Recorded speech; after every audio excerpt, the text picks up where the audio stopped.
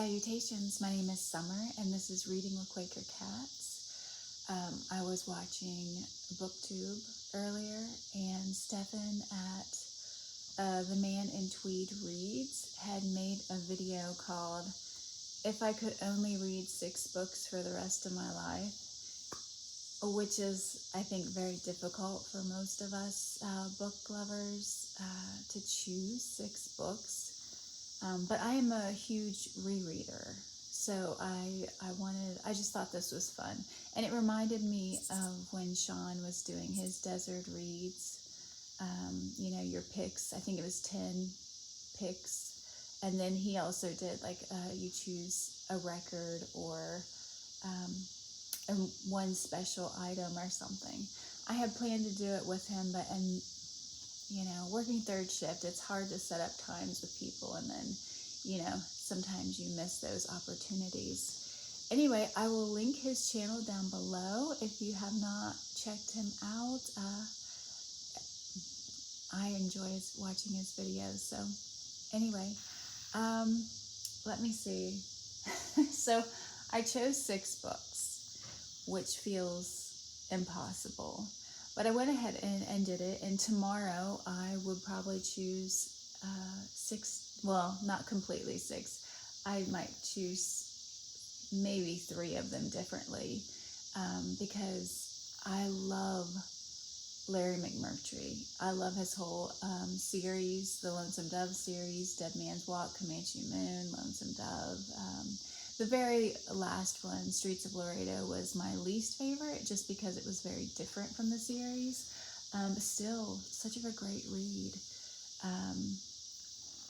And then John Jakes is one of my favorite authors, and I did not choose one of his books because, they're all trilogies or 8-book series. So he does have some standalones, but it's those long, sweeping series I love so much. Anyway, so let me tell you about the 6 books that I chose if I was stuck, like he said, like in a bunker, and these are the only 6 books that I could read. And he chose big collections. All of his were real big, heavy collections, which I don't really think is fair because I don't have those set up like that. But anyway, 6 books, here we go. So, of course, I'm going to have to choose a Stephen King.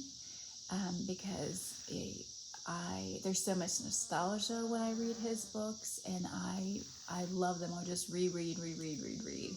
I've read Lucy's Story, I think 5 times now. I've really been wanting to pick up The Mist because it's just been so foggy out, and every morning when I drive home, I keep thinking, I need to pick The Mist up. It's not a very long read, and I've read it probably 3 times. The Tommyknockers, I think I've read it 3 times. It's one of my favorites, and I know a lot of people don't like it. But there's just something about the Tommyknockers that I love. And I could have chose a lot of other of his books, but yeah, there's something about the Tommyknockers. It's a favorite of mine. Another book that I chose, which I would love to have picked had a collection where I could choose the whole series of this, Game of Thrones, my beat up copy. I love this series. I'm wanting to reread it again because it's been too long. The 3rd book is another one that I would have chose the whole series. I love the whole series. I also love his trilogy, the Century trilogy. But I chose Pillars of the Earth because I feel like this is his strongest novel in the Pillars of the the Kingbridge series. There's something about Pillars that I feel like is much more serious and slow than the other books in the series, but I love the whole series. A book I just read this year for the first time, and I've only read it once, is Bleak House by Charles Dickens. There is everything that you're looking for in this book. There is corruption, there is kindness, there is hope, there is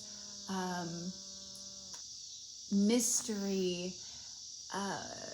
There's just everything in this, and I read this for In Memory May I don't know if I read it for Scott or Sean. They both did love this book though. So another book that I read for that, which was a reread, and I think it was my third time to read it, and that is Dracula by Bram Stoker. I love this even more this time, and I know there's people who think it's boring or they don't enjoy it, but there's something about the letters, and it really was scary to me this time when I read it. And I don't know if it was just because I was taking my time and I felt like I was in the story. Every time I picked this book up, I was back in it with all these different characters and traveling. It just, yeah, I just love Dracula. And the final book that I picked is an all-time favorite. I started to reread it, and then I wasn't able to give it the time it deserves. So I kept thinking, oh, I'll pick it up after I do this. I'll pick it up in this, next month. And it hasn't happened yet. But that is Les Miserables by Victor Hugo. All-time favorite book.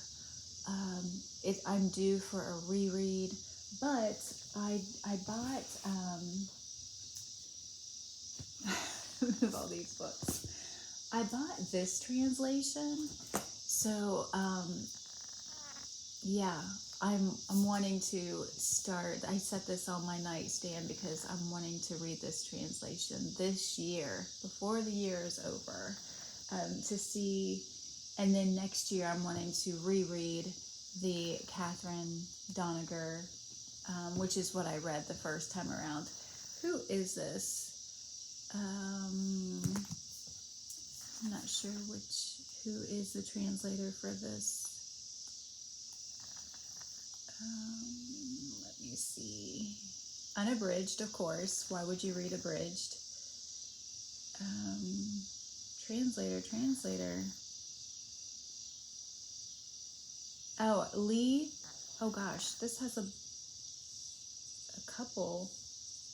Lee Fanistock and Norman McAfee. Here, I will show you. If you can see that there. Anyway, I got off subject. So those are the 6 books that I would choose if I could only read 6 books for, what does he say, for the rest of my life. Those are the ones. I have some regrets after a couple of years with some of them where I would want to switch it out with something else. The Count of Monte Cristo, I don't love everything about that book, but that is a book that I feel like if you were trapped somewhere, it would be one that you would just love to read over and over again.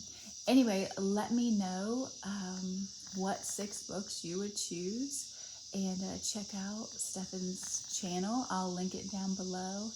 I hope everybody is enjoying their August, and thank you so much for watching. Bye.